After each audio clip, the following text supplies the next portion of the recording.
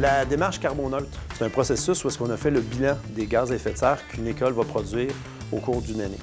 Donc, il y a plusieurs volets. Le premier étant la mesure des gaz à effet de serre. La deuxième est la réduction des gaz à effet de serre.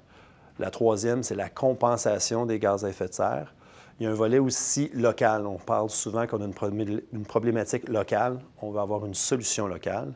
Et le dernier volet, qui est d'après moi le plus important, c'est le côté éducation. On est dans une école, on a besoin que ça soit branché à notre curriculum, à notre façon de faire à l'intérieur de l'école. Le projet Carboneutre, c'est un projet écologique qu'on a parti à l'école ici il y a quelques années, avec l'aide de plusieurs membres du personnel de l'école ainsi que M. Busque. C'est une approche environnementale qu'on veut développer, qui viserait à sensibiliser les écoles de la région. Mais pour l'instant, ça se passe ici à Valcourt.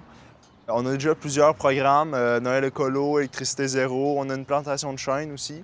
On fait du compost énormément. On a la résidence de personnes âgées qui se trouve à côté de l'école qui est récemment entrée dans le programme. On est en train de laisser un bordel à nos prochaines générations. Donc, nos prochaines générations ont besoin d'être équipées à protéger, à comprendre, à compenser ce qui se passe. Donc, je pense que c'est le but, c'est la pierre angulaire du projet, c'est de former des éco-citoyens.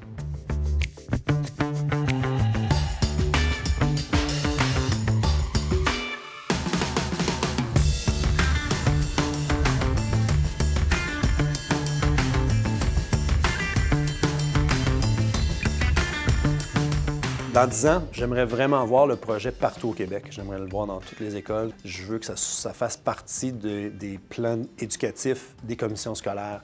Ça a besoin d'être complètement intégré, pas seulement dans une école au Québec, mais il faut que ça soit partout au Québec, puis que ce soit naturel.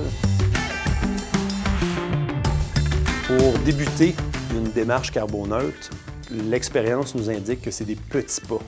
Faire trop vite, on s'enfarge. Commencer par viser plus bas qu'essayer d'aller toujours chercher le top avec des affaires de fou et des objectifs de malade. C'est mettre des objectifs réalistes, puis après ça, aller chercher des moyens pour les agrandir, ces objectifs-là, avec le temps. Mais jamais commencer trop haut, parce que tu vas te décourager trop vite, puis tu vas pas être capable de les atteindre, puis c'est là que tu vas te décourager, puis que ton projet va tomber à l'eau. Ma fierté là-dedans, c'est de faire partie de ça, puis de pouvoir représenter mon école là-dedans. De pouvoir aider ma communauté aussi, puis de pouvoir sensibiliser la génération présente, puis la génération future. C'est un peu un projet rassembleur dans notre école, de pouvoir faire des projets de secondaire 1 à secondaire 4 ensemble. Fait que je trouve ça très important de tout s'impliquer ensemble. Avec le projet Carboneutre, moi, ce que je trouve, c'est positif parce qu'avec les solutions qui nous amènent les élèves, je pense qu'on va être en bonne main. Je pense que c'est une génération qui ont des beaux défis, qui ont des bonnes idées.